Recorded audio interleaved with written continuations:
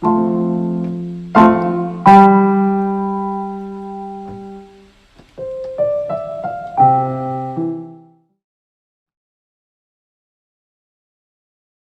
guys, welcome to the awakening.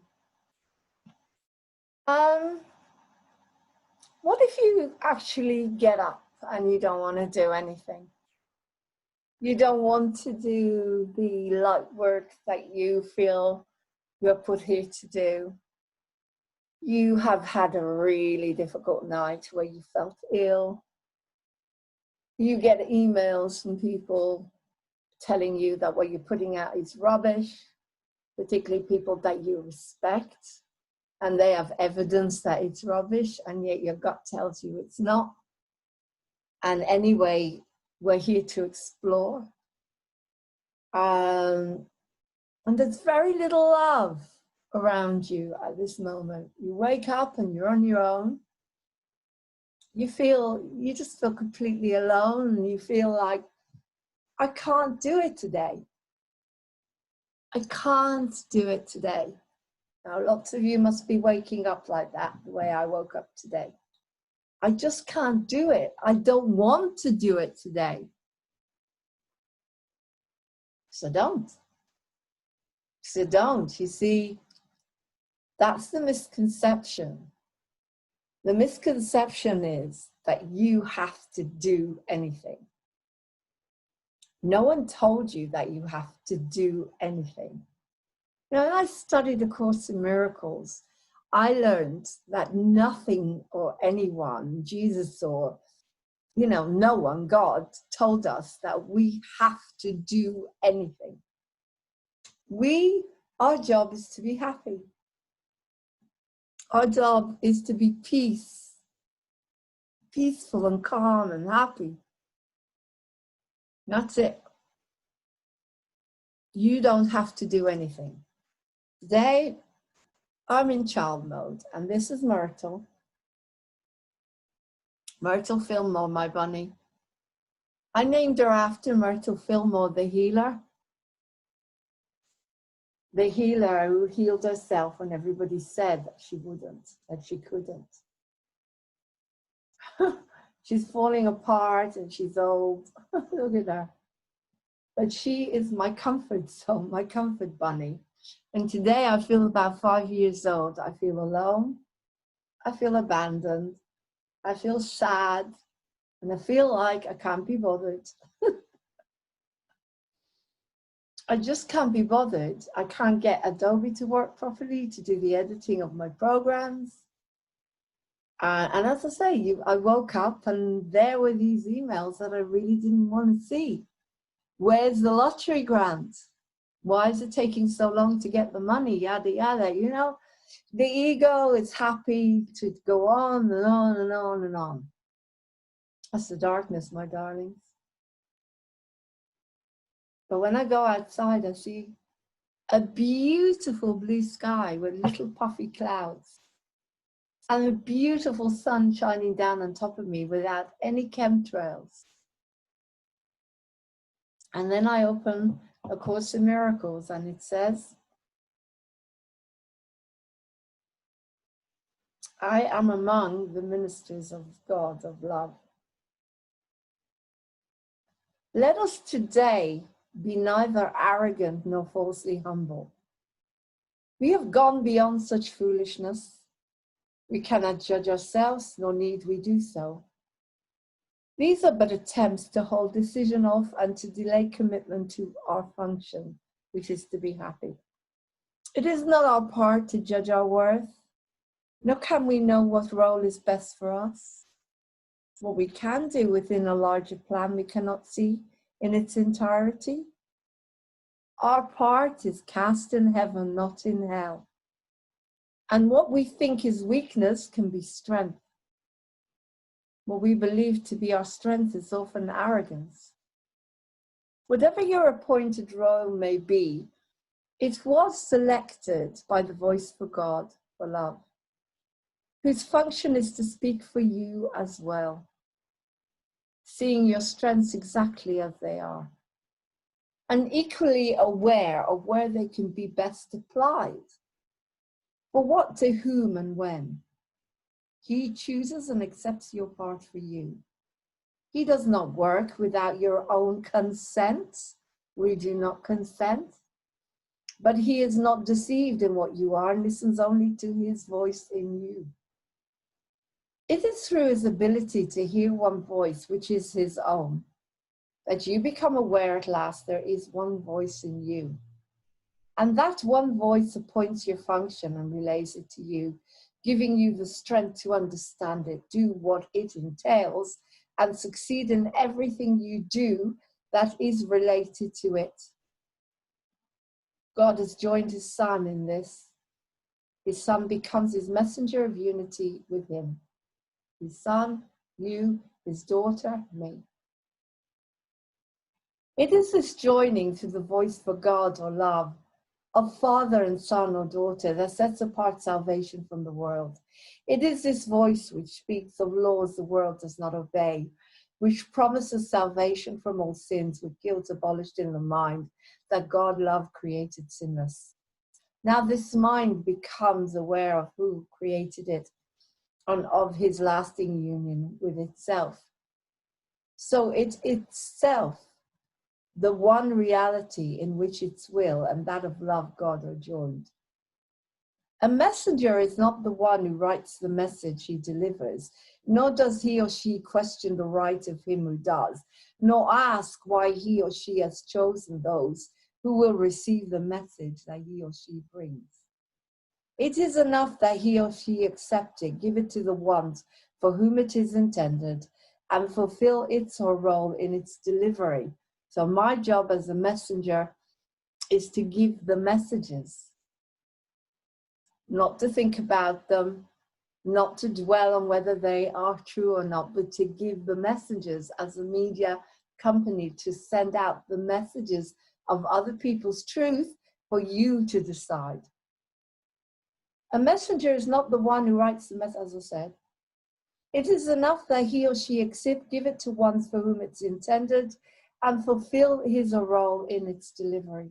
If he or she determine what the messages should be, or what their purpose is, or where they should be carried, he or she is failing to perform his or her proper part as a bringer of the word.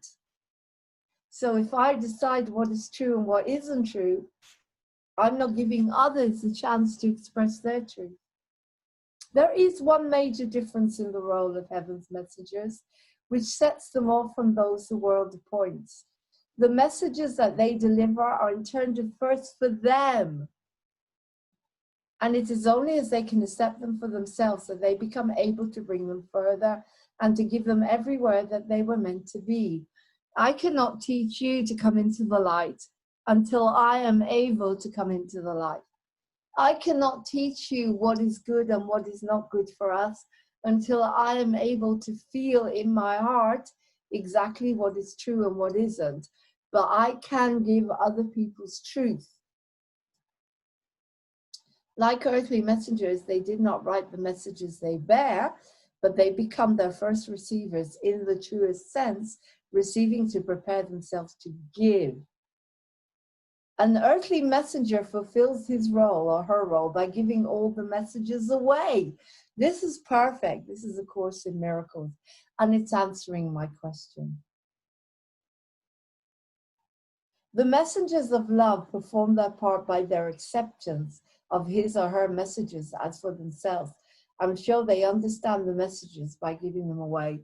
They choose no roles that are not given them by his or her authority.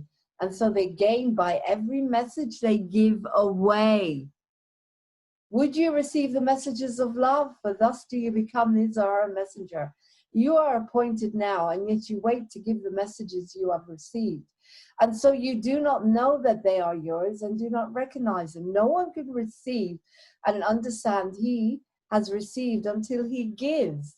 For in the giving is his own acceptance of what he received.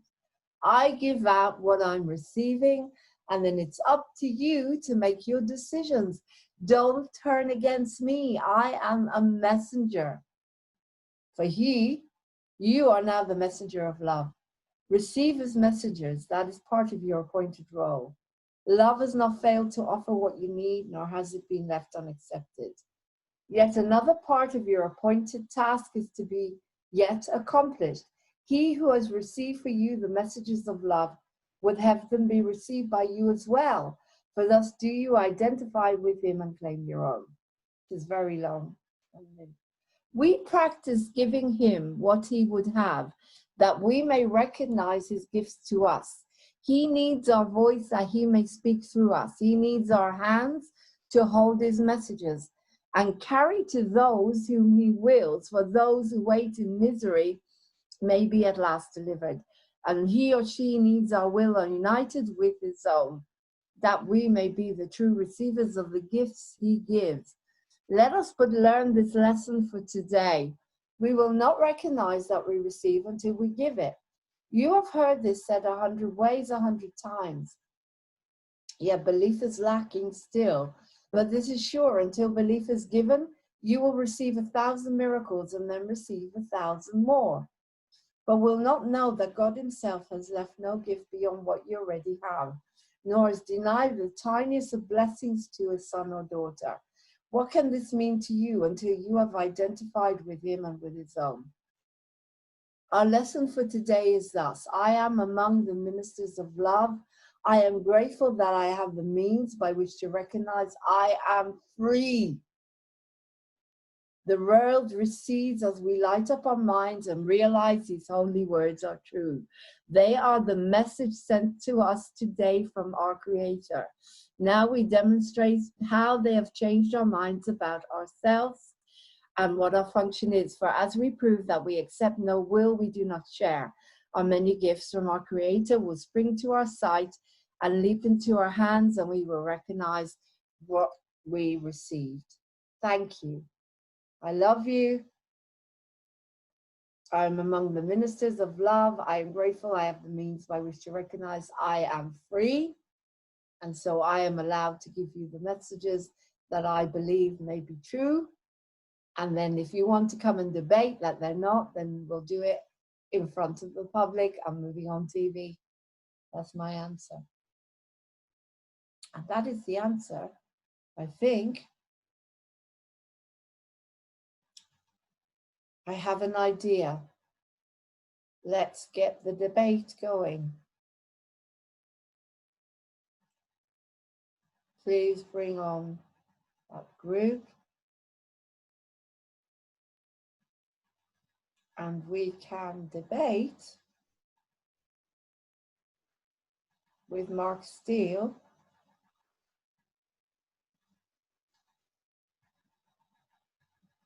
What is really going on? I'm open to this. Are they? There we go. Moving on TV, we'll bring on different groups and it's very happy to. Okay, let's have a look at how to stay sane in a crazy world.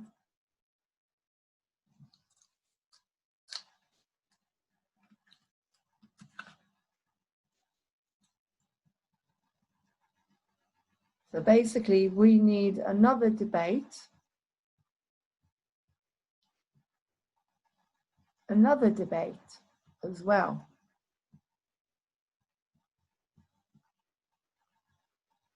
With you, Mark, and this group. Let's see, Mark.